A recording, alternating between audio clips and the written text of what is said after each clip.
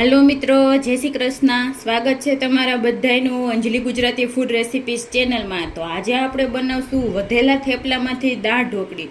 तो एना माटे आपणे आ थेपला छे सवारे आपणे नास्तामां बनाव्या हता, तो जो आ बची गया छे एटले आपणे आ 5 थेपला लीधा छे। तो आनी दाळ ढोकળી एकदम टेस्टी बने छे। तो जो आपणे दाळ ढोकળી माटे आ सींगबिया लीधा छे एने आपणे पलाળી दीधा हता कलाक पहेला, अने 1 कप आपणे आ वाटकीथी दाळ लीधी छे आपणे तुवेરની। અને આખા મસાલા લીધા છે, ચકરી ફૂલ છે, લવિંગ છે, બાદિયું છે, એક આ તમાલપત્ર છે ને સૂકા 2 મરચાં લીધા છે। દાળનો મસાલો છે આ। તો એક આપણે ટમેટું કાપીને લીધું છે, લીલી ધાણા કાપીને લીધી છે, મીઠો લીમડો છે, 2 આપણે તીખા મરચાં એકદમ કાપી લીધા છે, લાલ મરચું છે, હિંગ છે, જીરું છે, આદુનો ટુકડો, લીંબુ છે, હળદર છે ને રાઈ જોશે આપણે। तो આપણે ઢોકળી ઘઉંના લોટની બનાવીને તો બહુ બધી બનાવતા હોય છે, તો આ એકદમ નવી રેસીપી છે। તો એકવાર તમે પણ આ રીતે જરૂરથી ટ્રાય કરજો। તો આપણે આજે થેપલામાંથી બનાવવાની છે, તો ઇન્સ્ટન્ટ બની જાય છે। તો જો આ પહેલાં આપણે દાળને ધોઈ લેશું। આપણે સારી રીતે દાળ ધોઈ લીધી છે, તો હવે આપણે એને કુકરમાં એડ કરી દઈશું। અને આ સિંગબિયા છે એને પણ આપણે કુકરમાં જ એડ કરી દેવાના છે। તો 1 ગ્લાસ જેટલું પાણી એડ કરી દઈશું। स्वाद प्रमाणे આપણે એમાં મીઠું નાખી દેશું અને હળદર થોડીક આપણે એમાં એડ કરી દેશું। તો હજી આપણે અડધા ગ્લાસ જેટલું પાણી આમાં એડ કરી દીધું છે। તો હવે આને ઢાંકણું બંધ કરીને બાફી લેવાનું છે। 3 વિસલ વગાડવાની છે આપણે। तो આપણે કુકરને 3 સીટી થાય ત્યાં સુધી દાળને બાફવા દેશું, પછી એની રીતે જ આપણે એને કુકર ઠંડુ થવા દેશું। દાળ એકદમ સરસ 3 સીટી વાગી ગઈ છે અને આપણે કુકર એકદમ સરસ જાતે ઠંડુ થઈ ગયું છે।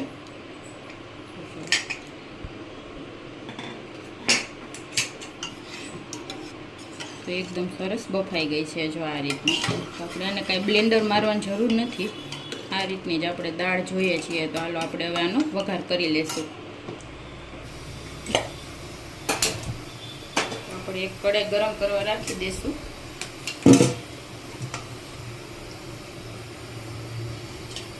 તો આપણે તેલ ગરમ કરવા રાખશું 2 ચમચી જેટલું।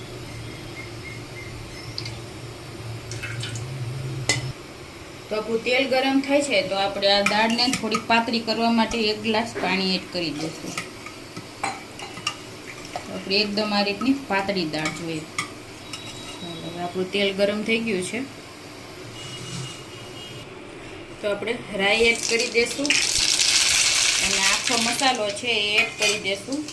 તેજપત્તું છે એડ કરી દેશું, જીરું એડ કરી દેવાનું છે, ત્યારબાદ મીઠો લીમડો।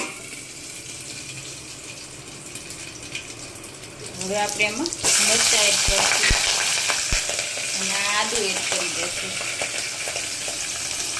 અને આ ટમેટું છે એને પણ આપણે એમાં એડ કરી દેવાનું છે। 1 મિનિટ આમ થોડીક વાર માટે આમ ઢાંકી દેવાનું, એકદમ સરસ વઘારની સ્મેલ આવી જાય અંદર।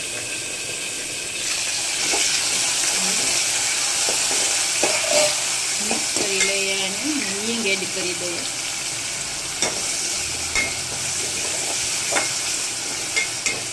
હવે ટમેટા એકદમ સરસ પાકી જાય, 1 જ મિનિટ માટે આ તાવથી આને સાતળી લેશું।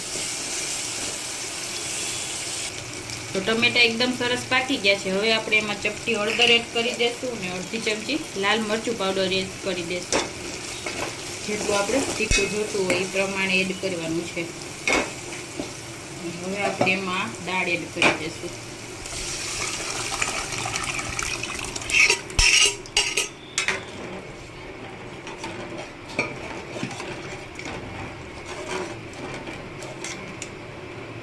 તો આ આપણે 2 થી 3 ટુકડા ગોળ ને 1 ચમચી ખાંડ લીધી છે। આપણે વિડીયોમાં બતાવતા પહેલાં ભૂલી ગયા હતા, તો જો આ એડ કરી દઈશું આપણે એમાં।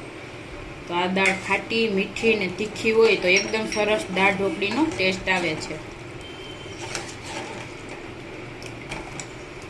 તો હજી આપણે 1 કપ જેટલું કુકરમાં પાણી એડ કરીને આમાં એડ કરી દઈશું। તો થોડાક આપણે ધાણા એડ કરી દઈશું. લીંબુ આપણે છેલ્લે એડ કરશું એટલે કડવો ટેસ્ટ ન બેસે. લીંબુ ઉકળે તો દાળમાં થોડોક કડવો ટેસ્ટ આવી જાય, એટલે દાળ એકદમ સરસ ઉકળી જાય ત્યારે આપણે એમાં લીંબુ એડ કરવાનું છે. તો હવે આને 5 મિનિટ જેવી એકદમ સરસ ઉકળવા દેશું. 5 મિનિટ થઈ ગઈ છે અને જો આપણી દાળ એકદમ સરસ ઉકળી ગઈ છે. તો જો એકદમ પાતળી દાળ છે આપણી આ. હવે આપણે એમાં લીંબુનો રસ એડ કરી દઈશું. એક લીંબુનો રસ એડ કરી દીધો છે. તો હવે આપણે આ દાળને કાઢી લેશું, કેમ કે હજી તો આપણે જો જમવા બેસવું હોય ત્યારે આપણે ગરમ ગરમ આ દાળ ઢોકળી સર્વ કરવાની હોય, તો અત્યારે આપણે ખાલી સર્વ કરવા પૂરતી બતાવશું. બાકીની દાળ આપણે બાઉલમાં કાઢી લેશું. પછી જ્યારે રાતે જમવાનું હોય ત્યારે આપણે ઢોકળી એડ કરીને ગરમા ગરમ ખાઈ શકીએ. તો જો આપણે બાકીની દાળ કાઢી લીધી છે અને આ દાળમાં હવે આપણે આ રીતે થેપલાના ટુકડા કરી લીધા છે એ આપણે એમાં એડ કરી દઈશું. એકાદ મિનિટ આને આમાં ઉકળવા દેશું. 1-2 મિનિટ થઈ ગઈ છે. હવે આપણે ગેસ બંધ કરી દેવાની છે અને જો આપણે ગરમા ગરમ દાળ ઢોકળીને સર્વ કરશું. તો આ રીતે એકદમ ટેસ્ટી બને છે. ઓલી ઢોકળીને પણ આપણે ભૂલી જાય એવી બને છે આ ઢોકળી. તો આ ઢોકળીને તમે તમારા ટેસ્ટ પ્રમાણે થેપલાનું પ્રમાણ વધારે કે ઓછું કરી શકો છો. દાળ એડ કરશું, ઉપરથી થોડાક લીલા ધાણા એડ કરી દેશું. તો તૈયાર છે આપણા વધેલા થેપલામાંથી એકદમ ટેસ્ટી દાળ ઢોકળી. તો જો એકવાર આ રીતે બનાવીને ખાઈ લીધી તો ઓલી દાળ ઢોકળી તમે ભૂલી જ જવાના છો, એટલી ટેસ્ટી બને છે. તો જો તમને અમારી આ રેસીપી પસંદ આવી હોય તો અમારા વિડીયોને લાઈક કરી દેજો, શેર કરી દેજો અને અમારી ચેનલને સબસ્ક્રાઈબ કરી દેજો. મળીએ નવા વિડીયો સાથે. Thank you.